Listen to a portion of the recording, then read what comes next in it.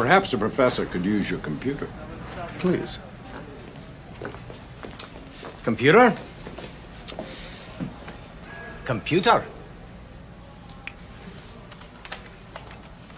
Ah. Hello, computer. Just use the keyboard. The keyboard. How quaint.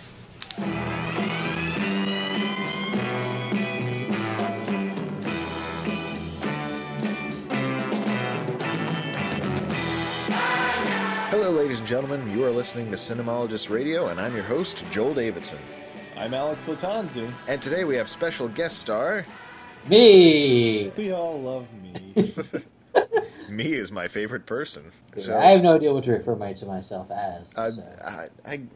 Don Johnson? Joe Don Baker? I like Don Johnson. I'm just imagining you right now wearing a white blazer with really, really pronounced shoulders. Alright, that's awesome. Yes, Thomas Y2K Hubel has joined us for this episode. And on this very, very special episode of Cinemologists Radio, we're going to be talking about drugs. A very special episode.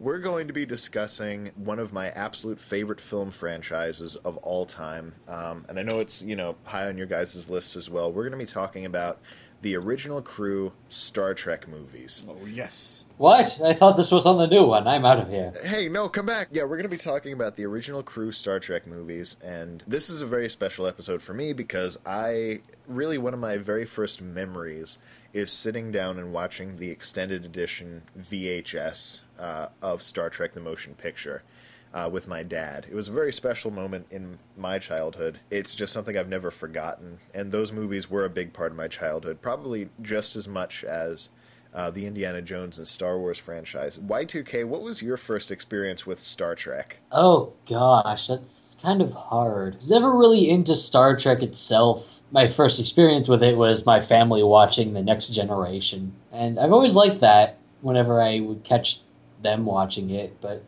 it was only until recently that you actually sat me down to watch the original 6 movies. Yeah, so kind of more getting into it through the TV show, specifically Next Generation, and then kind of going back and checking out the movies. Yeah, even though I've seen, the movies, I still haven't really seen anything from the actual original series. I'm not really that similar because I did watch the original series, but for me, the movies always came first. I've enjoyed quite a few of the episodes that I've seen, but in terms of just great science fiction, I feel like the original crew gelled the most in the movies. So that's always been, for me, kind of the high watermark of Star Trek for me, was those original 6 films.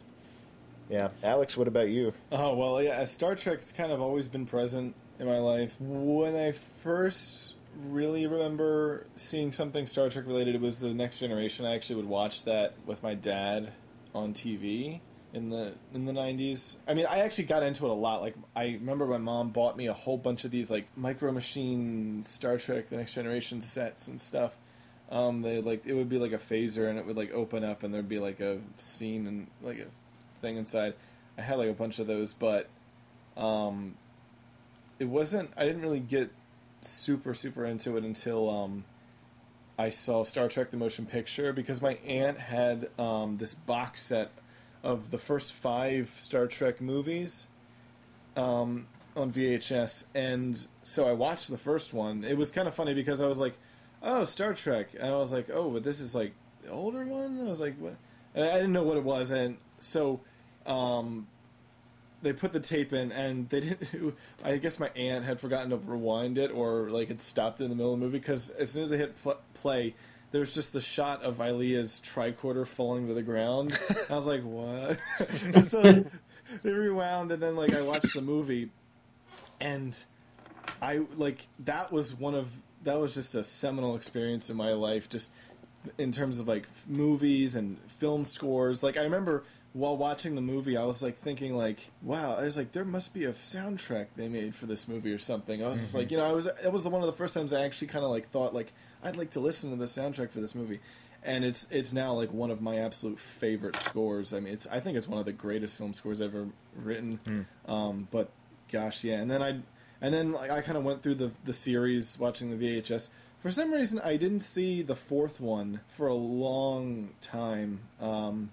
I saw the fifth one a bunch of times.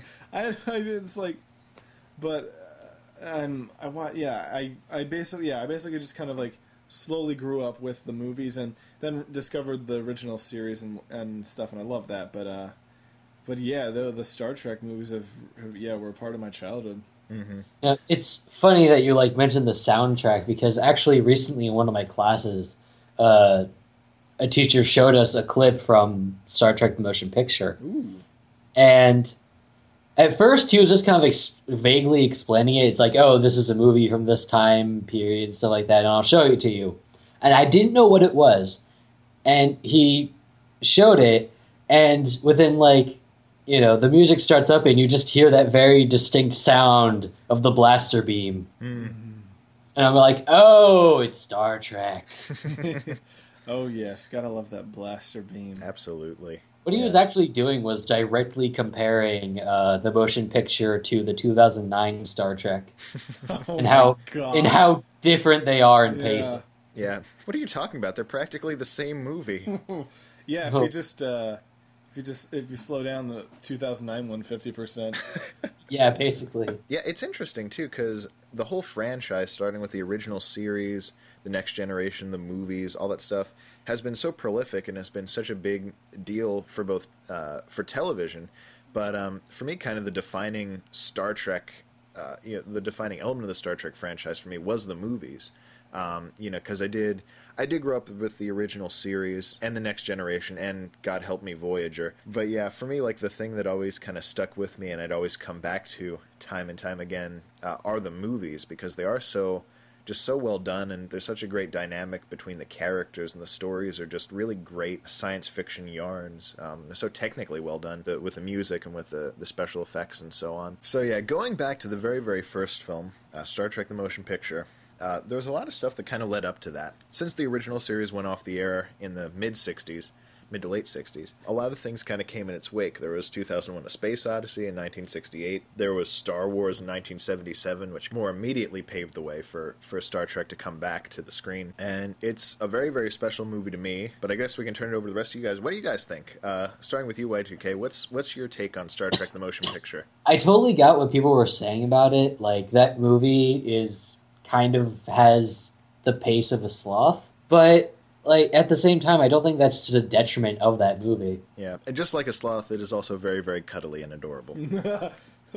I don't know, man. I don't know about that. But yeah, I think I remember you saying something about the way that movie is. It's like almost hypnotic in a way, just with how long some of the stuff goes on. It's kind of like it gets you into the like entranced state. Yeah, for me, I guess that's a really good word to use, hypnotic. When you watch the movie, from the original crew getting back together and reassembling aboard the Enterprise, and just going out and seeking out and exploring this dangerous space cloud that is threatening all life on Earth, there's just this amazing feeling of exploration. Like you are there with the crew of the Enterprise as they're going into this strange space cloud, and almost feels like it's all happening in real time. You're like going through this mysterious organism, trying to find out what the mystery behind it all is. And the music's like constantly driving you there, and the special effects just taking you through, going deeper and deeper into this kind of cosmic mystery and uncovering layers of it. It was like a nautical adventure, like going into the deep ocean. Like for me, I've really, like, as a kid, I was like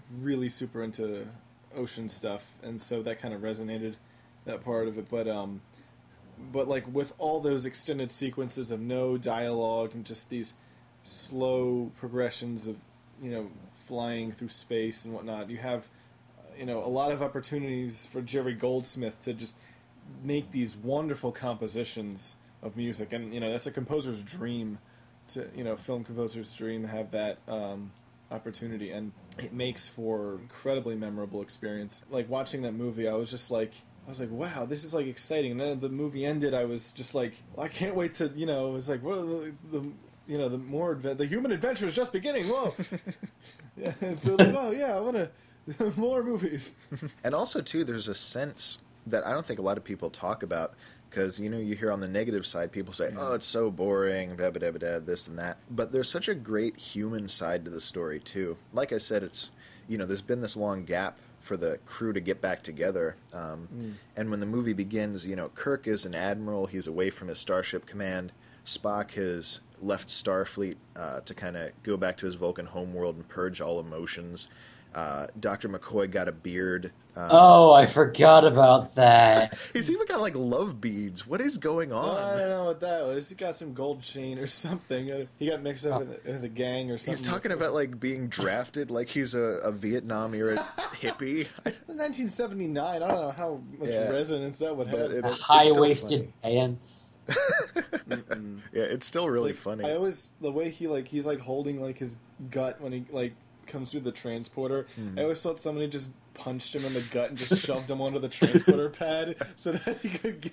Makes a lot of sense. But yeah, there's a great sense of the gangs coming back together in the movie. You see all these characters, and they're in a different place in their lives than they were when the series had aired. There's something very sad and somber about that, because Kirk is unhappy, with his life, obviously. Spock is seeking answers, and McCoy is trying to, turn his back on that aspect of his life. And when they get together, and there's this great adventure and all that stuff, and then, when they finally do get together at the very end, it's just such an emotionally satisfying experience. You feel like you've really gained a deeper appreciation for these characters, seeing the way that they all come back together, and just the things that they learn as they grow and change throughout the movie. Yeah, that was my first time seeing the original crew with that movie, and by the end of the movie, it does a really good job of giving you a sense of these characters, their relationship, chemistry, and it's a really nice summation of what they were like in the series, and it's a really good transition from the series, because I think that movie, more than any other of the movies, definitely kind of reflects the spirit of this show,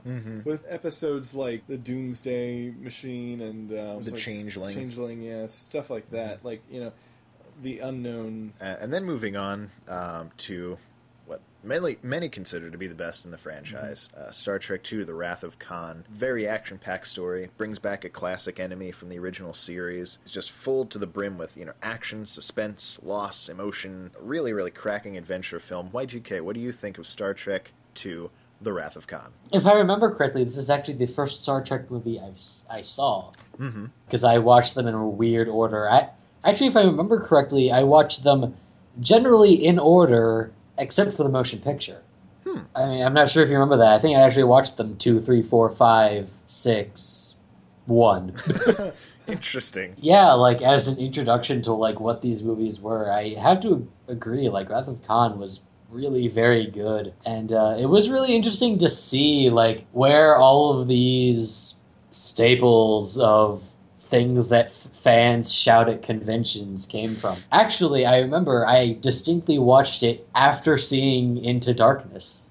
Oh. I think that might have actually been why we watched it. Okay, it's we need to show you this now. Okay. We need to watch this now. We need to show you the real version of what happened. Yeah. And, it's so weird because, I had such an idea of where, what these moments were, where these beats were for these characters in this movie, because of what I had heard about it online and seeing Into Darkness, that I was like, wait, all this is completely different. The con line does not come at a, really dramatic end point. It's kind of this midpoint of, and it's not any super big turning point. It's weird. I don't think I consider it the best one, but I very much did enjoy it. I guess I kind of progressed through the movies, and the thing I felt when I first saw Wrath of Khan was this is the outfits were different, the design of some things were different, and so it felt almost like they're restarting again, which I liked. I like the new uniforms in the second. Yeah, the second the film. kind of Santa Claus style. Yeah, I like them too. They're classy. Yeah, no, and but the thing is the friendship between Kirk and Spock. And then there was really about Kirk, that movie, and his, I don't know, his position and life, his age, and all that. It touches on those things. And I remember, as a kid, getting freaked out by Khan himself is just very intimidating, and the worm into the chest. Ear and stuff. I was just it was so real. That's such a great effect in that movie. It's so realistic. With the worm going into the ear. The way they did, just moving over the face and all that. Yeah, but that, and then just movies that have those scary parts like that. You're gripped even more, and you're just worried about the good guys and stuff. And seeing that movie, it was a roller coaster ride. it's full of action and then emotional ups and downs, and at the end I remember getting just feeling really, really sad, as any person with a soul would, watching that film. I think when Spock dies, I remember just watching that, and then it was such a great moment when you finish that movie, and then you're is where it leaves off with this cliffhanger, and I'm just the title of the next movie is Search for Spock. Yeah. So you're just it's oh yes, next movie. It's it works. It works like a that's the great thing about the movies is they're kind of like a big old mini series in a way, because they do follow one after the other, starting with 2. Yeah, they kind of have this continuity. But the movie just has it's really, really solid. James Horner's scores is pretty memorable. He makes his own themes in it, which are really wonderful and very much more nautical than Jerry Goldsmith's music as well. And it's kind of there's a lot more militaristic sort of side to it. It feels almost it is cosmic. You go from this really big cosmic scale in the first movie to this smaller, more focused, human driven story in the second one. Yeah, which I think is great. And the battle between Khan and Kirk, is something that they didn't.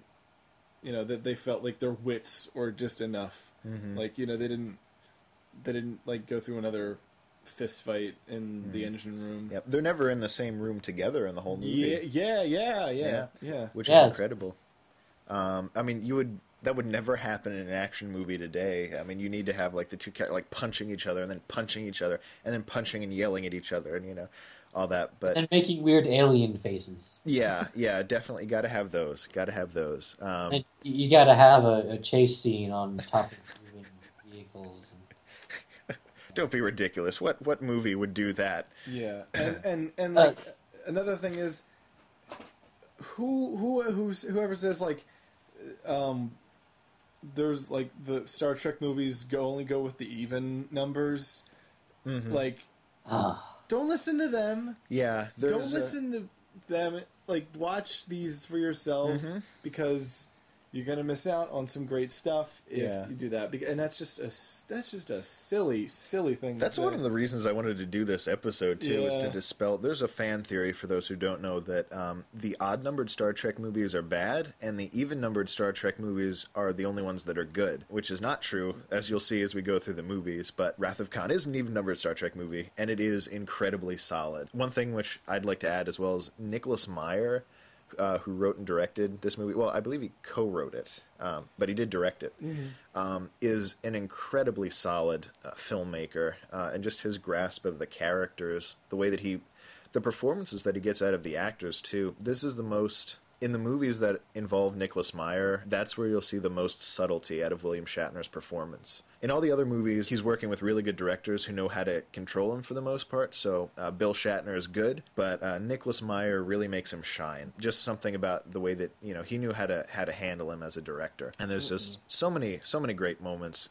As an action movie, it's just perfect, because every action has a consequence. Every phaser blast causes something to go wrong with the ship. It's just such a solid constructed movie, so much emotion, and such an incredibly heartbreaking, wonderful, beautiful ending. Really, really great stuff. One of my favorites for sure, out of the franchise.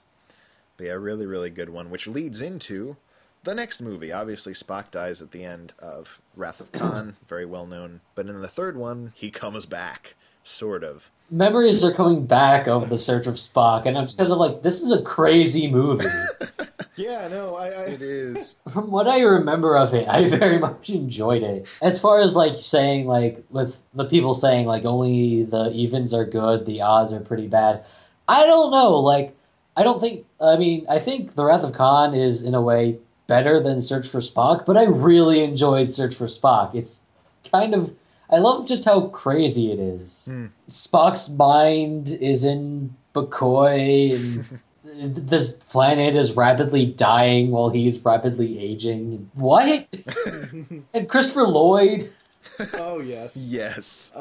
Yeah, Christopher Lloyd is a Klingon. How could you not like that? I don't know. I really don't. Like, I remember when I first saw the movie, I had seen Back to the Future before and stuff like that, so I knew who Christopher Lloyd was, but I didn't even notice him in the role. It was just, like, Klingon. Yet again, it's just kind of different tonally than the previous movie. Mm-hmm. You know, as always with these movies, there are things that stick out. That's what they're memorable movies. So it has a very small feeling. Like, you start with Star Trek: The Motion Picture, then you go to Wrath of Khan, and then by the time Search for Spock comes, the story's much smaller, but it's like much more focused. I remember stuff like was just brilliant to me anyway. Like at that age, I was like, when they set the Enterprise to self-destruct and they beam out, like right as the Klingons beam in, and then they like get trapped there and then blow up. And like I thought, you know, that was just like crazy because, you know, I know the Enterprise. It's just the image of the Enterprise, and then it blows up, and Yeah.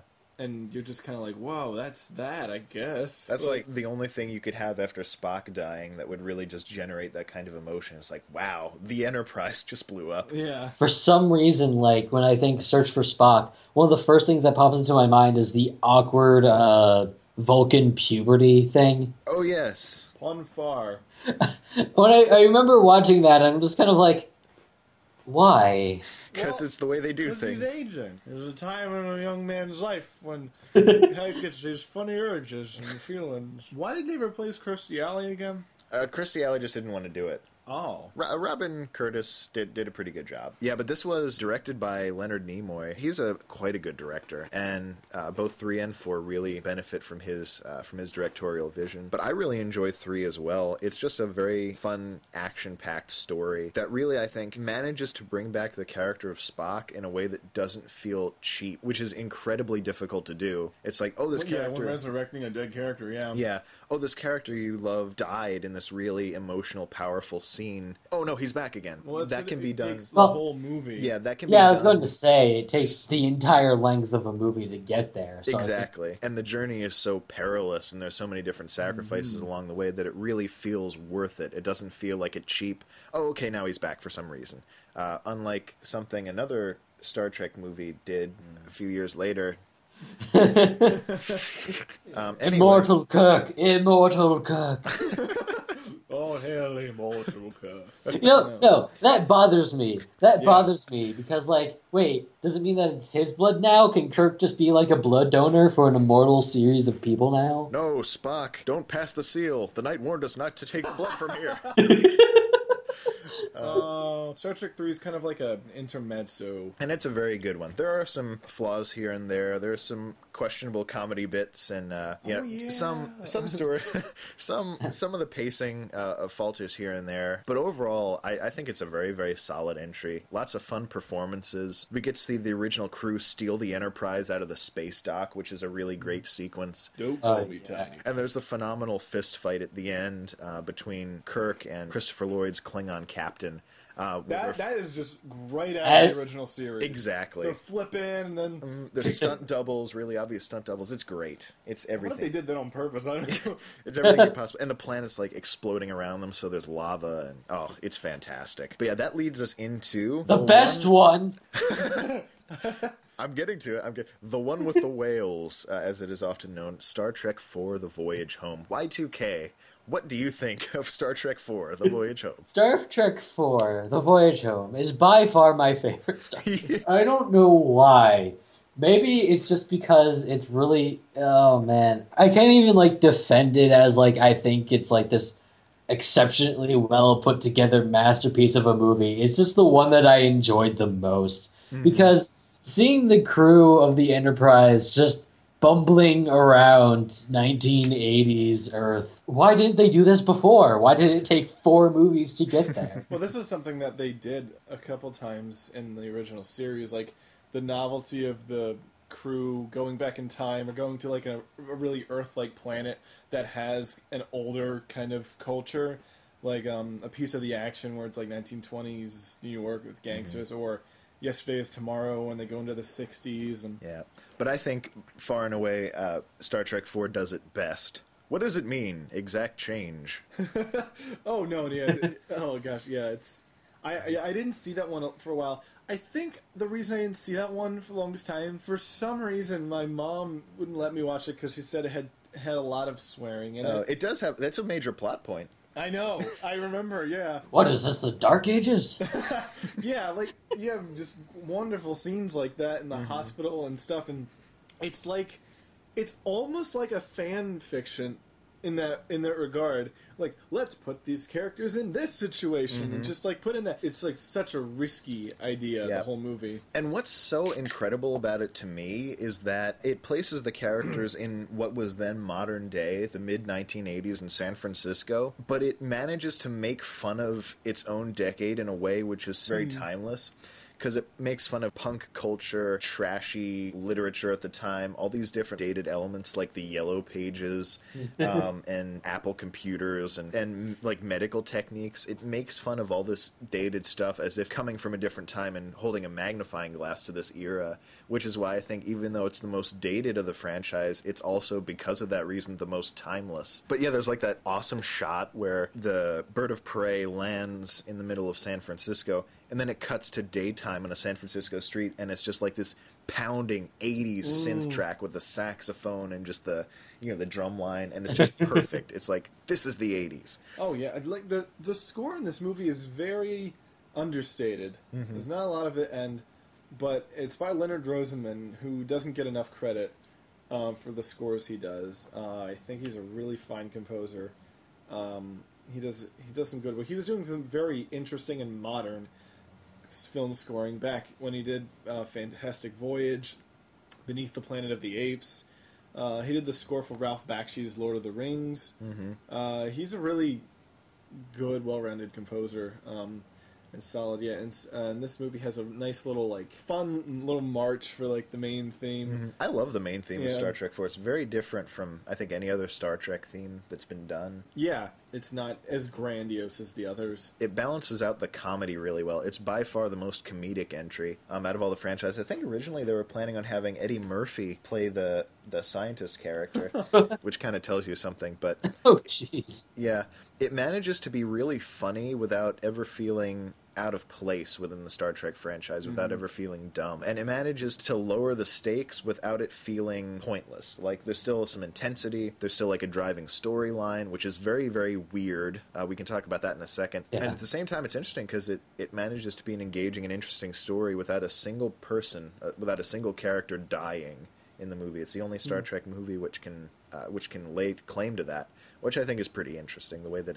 it was able to do that. Yeah, I mean, like you said, it is such a weird idea that it's such a huge risk, but I think it's fantastic that they pulled it off. Leonard Nimoy pulled that movie off. You start with a thingy flying through space, just a weird object. It's kind of like, why is anything that we don't understand called a thing? Yeah, it's like Rama from Rendezvous with Rama. It's kind of like in that vein, but it's like sending out signals to Earth, but it's like shutting down power, and the signals are for a humpback whale, but oh no, we killed the humpback whales, and so it's going to destroy life on Earth, and then so they have to go back in time to get a humpback whale so that they can communicate with the alien to stop them from killing everyone. Yeah. It manages to communicate all of that information in one shot, in one single shot, in a conversation between McCoy, Spock, and Kirk. They just do a back and forth, and it's just in one quick take, and then it moves on. It's like, this is our insane premise. Here we go. I remember watching this movie. I had no idea what was actually going to happen. You were watching it with me. I distinctly remember this. And as soon as I said that I had no idea what this movie was about, you just got this look of just, yes. When it came to, those few quick lines of, this is what we're doing right now, let's go. I remember just going, what? I am so on board with this. Yeah, I also distinctly remember that movie being at least the first instance of, we weirdly have this footage of stuff you did in previous movies. Oh. That's a Star Trek tradition, which is really obvious but still very charming. So here we rented a copy of Star Trek 2 on the VHS. Check it out. Because Star Trek 3 had the footage of Spock dying.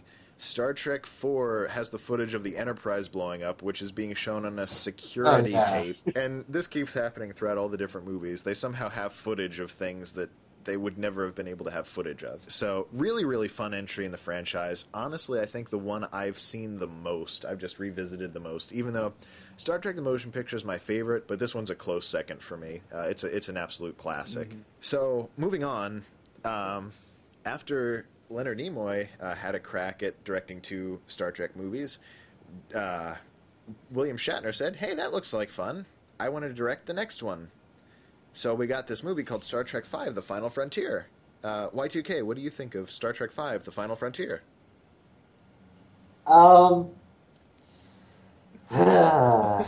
It's kind of disappointing to say this, but it is probably my least favorite.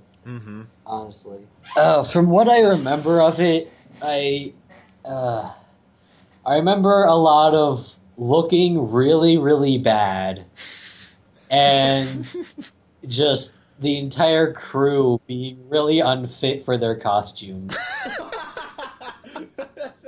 And what would God want with a spaceship? What would God want with a starship? Yeah, everybody's got a gut. That's all I remember of it. Yeah, I mean, honestly though, I'd sooner watch that than any of the Next Generation movies. It's interesting because we actually rented that one a bunch of times from the library, so I kind of saw that one frequently before I was watching like a lot of the others again. So I got more familiar with it. It was just on, so I'd be watching it and I'm kind of like this is a little awkward. I'll tell you, speaking of awkward, yeah, like who thought Michelle Nichols? Oh no! Why? Oh, her time fan dancing on top of a dune. The only way that scene could have been worse is if it was James Doohan. Captain, I got a plan. But there are it has this weird charm to it. There's some interesting scenes in it. I haven't seen it in a while, but I don't remember hating the movie. It's not that bad. I mean, it's not the worst thing I've seen. I mean, there's some strange stuff in there, but I mean, you have Jerry Goldsmith back scoring it, scoring Star Trek, and it's kind of a misfire in some ways. But I don't hate it at all. I don't. I grew up with Star Trek V. I taped it off of some channel when I was really little off of VHS, so I watched it a lot when I was little. So there's a lot of nostalgia in it for me. Revisiting it, I was expecting it to be awful, and it's not. It is actually, there are quite a few good things about it. There are a lot of disappointing things about it, and I think it is the weakest out of the original crew movies by far. But there's a lot to like about it, too. The opening scenes with the crew going out camping are really fun. We get to see them kind of together. There's a lot of really cool stuff for that. That is one of my favorite scenes in the entire franchise. I actually have to say, them all sitting there singing "Row, row, row your boat." Okay, we just went through rescuing whales and 80s San Francisco. I can give them this scene happening, them doing that, and then you got wonderful Spock with his marshmallow dispenser. It's great. I love that. The character of Sybok is really cool. Spock's half brother. The actor who plays him is excellent. And that whole element of the story I really enjoyed. And there are a lot of really cool scenes. I love the confrontation with the false god character at the end. There's some really great dialogue. I enjoy quite a lot of different things about the movie. Yes, it looks terribly cheap. And I think it actually has the highest budget out of any of the original crew movies aside from the motion picture.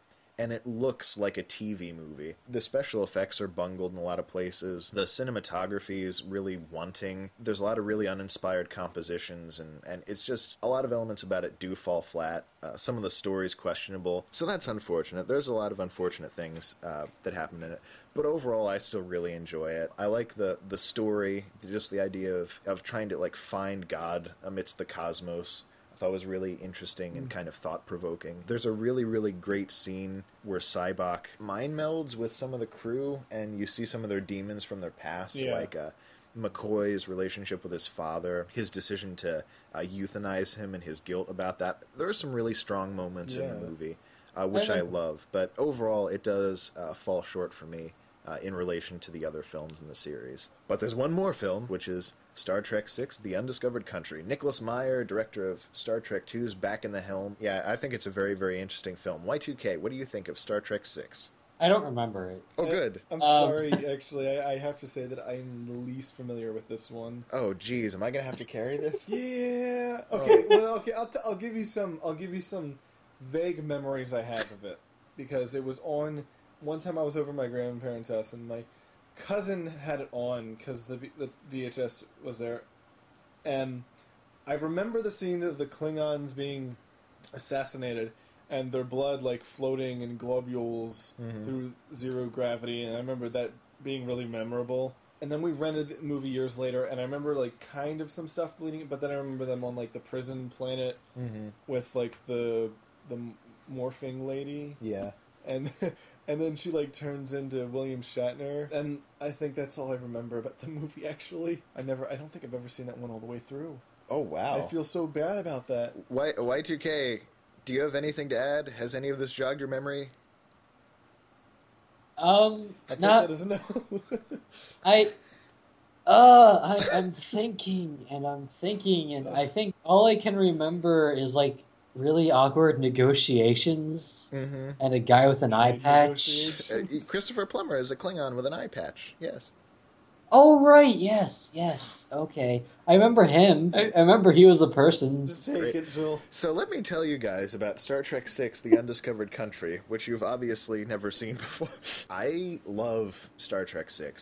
It's a great return to form for the series, and for me it has quite possibly the strongest story out of all of them. You really get a great sense of closure from it, as kind of throughout the whole franchise, the Klingons have been this huge adversary, and now, at the end of the series, they're trying to make peace and make a way for peace in the galaxy, which is kind of a nice little Cold War metaphor.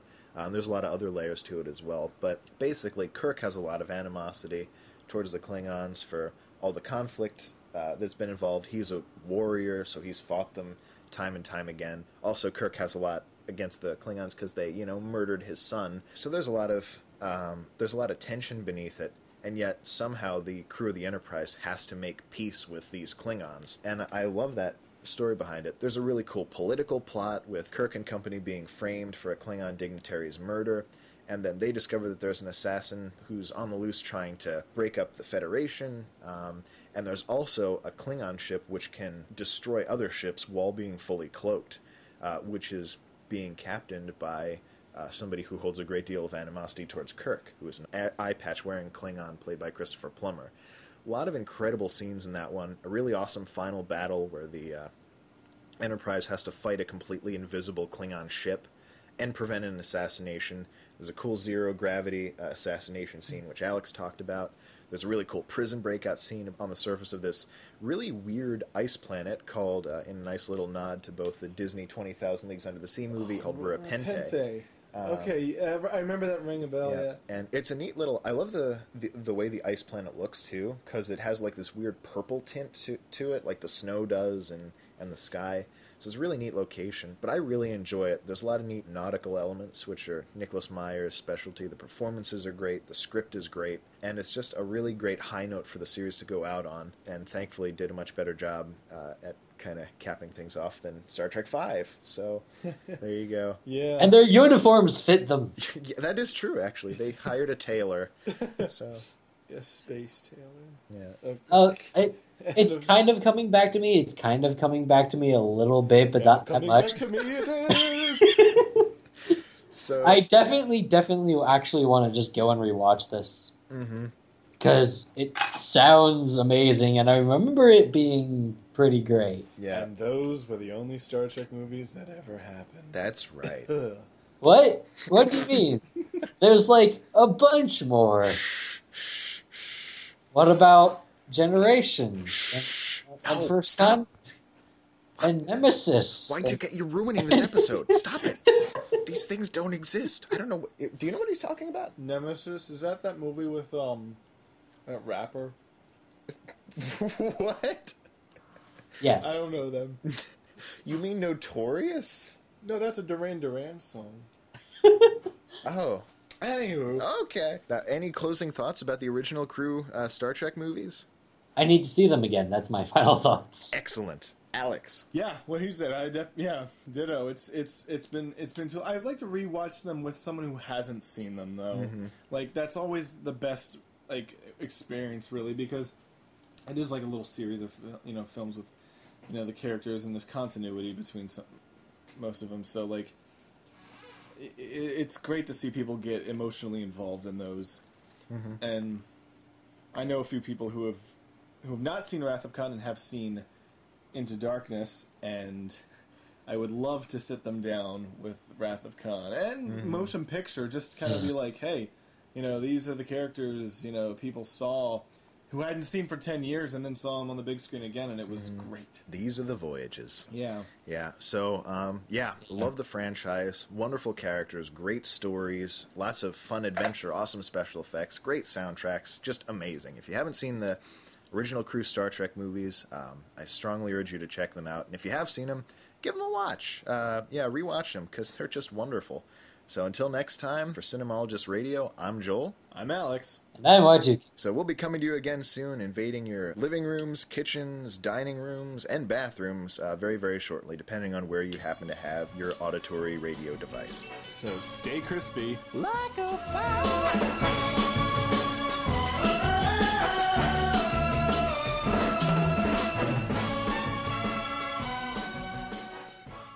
So stay crispy like a fire.